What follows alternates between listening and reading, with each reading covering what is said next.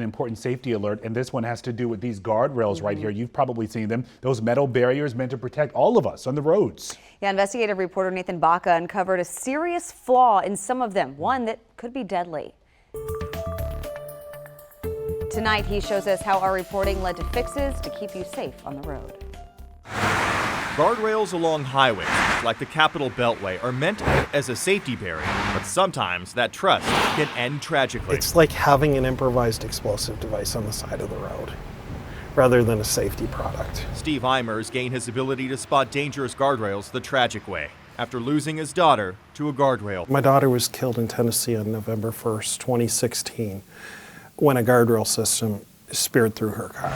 We drove around the Beltway with Eimers using his expert eye. See, that one's damaged right there. To find so-called Frankenstein guardrails. Frankenstein, no, it's not this one. Like parts from different people creating a dangerous monster. This is how the term Frankenstein guardrail got its name. This is a square peg in a round hole. Putting two different brands together of a guardrail and an end terminal is against federal guidelines. This is because the parts may not collapse as intended. These don't go together. Eimers' loss of his daughter does go together with the tragedy of the Alonso family in Georgia. When Mark Alonso spotted the freeway wreck of his 18-year-old daughter Isabella in 2020, he told our Atlanta sister station WXIA he knew something wasn't right. I drove by the wreck and I saw the guardrail and I saw her car.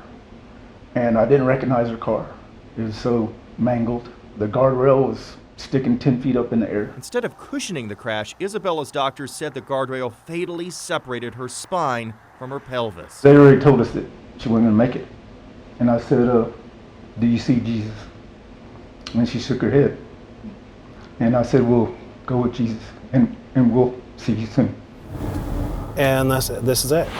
Back on the Capitol Beltway, This rail here is supposed to collapse and move out of the way. Steve Eimers spotted 3 Frankenstein guardrails. So this is made by a company called RSI. This is made by Trinity. One on Old Colchester Road in Lorton, Virginia. This, if impacted, it could spear and kill somebody. This rail will go to right here. Another just south of the Walker Mill Road on-ramp. And it's going to lock up.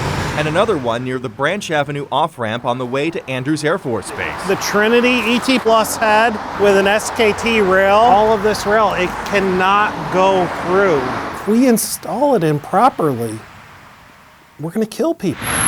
We asked Maryland and Virginia's transportation departments what they are doing to examine and replace these dangerous guardrails. Both departments declined interviews. However, Maryland wrote us saying it is not aware of any crashes involving different brand guardrail end treatments, but out of abundance of caution, we have initiated a new round of inspections of end treatments statewide. My why is that I know somebody's life depends on my success getting these off the roadside. Video shot by Virginia's transportation department shows it replacing the Frankenstein guardrail we told them about. This after confirming 2 separate brands were used by a contractor. A VDOT spokesperson didn't commit to the same statewide inspection promise as Maryland, but said it is evaluating opportunities to identify any non-standard installation of guardrails.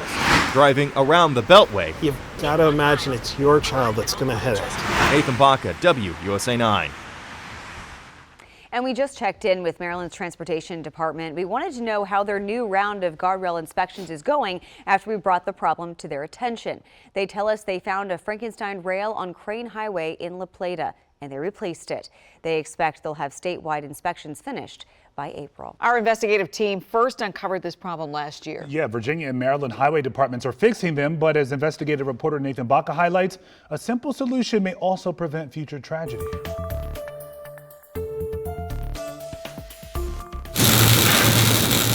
American steel. Virginia metalworking, making the guardrails that save lives on our highways. I know when our products are in use, it's already a bad situation, and they have to work. This is SPIG Industries in Bristol, Virginia, near the Tennessee state line. One of the things we saw pop up was people putting our front panel in backwards. Federal safety guidelines also recommend against installing a guardrail of one brand and an end terminal of another brand. These mismatched products are so-called Frankenstein guardrails. We have damaged equipment on the roadside. We have Frankenstein equipment on the roadside. We have equipment that is not being properly installed, bolts passing through rails where they don't belong. Improperly installed or malfunctioning guardrails can kill when they're meant to protect. Instead of absorbing the impact of a crash, they can impale people inside a car. Steve Eimers lost his daughter in a crash after she struck a guardrail. On this day, he is in D.C., visiting congressional and regulator offices, pressing to turn federal safety guidelines into enforceable law.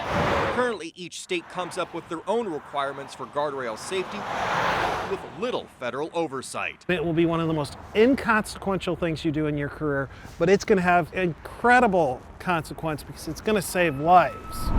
Back on the highways while driving to that guardrail fabricator, we spotted this Frankenstein rail. It was along I-81 near the town of Fairfield. We alerted Virginia's Department of Transportation, which replaced it one day after our alert. Back in September, VDOT shot video of workers replacing other improperly installed guardrails. We alerted them to around Northern Virginia.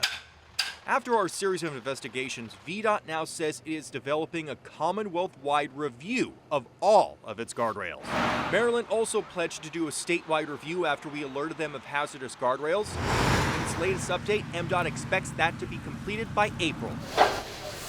Back in Bristol, Virginia, SPIG Industries now has a simple solution to preventing Frankenstein guardrails: stickers. Yes. Yes, a sticker It definitely helps with installation. showing which way to install the rail, and a sticker showing which brand the end terminal is to help prevent a mismatched and dangerous installation. The idea coming when Steve Eimers, a grieving father, teamed up with Virginia Metalworkers. He basically asked if we ever thought of marking our panel to our system, and the answer was yes. And we're doing it right now.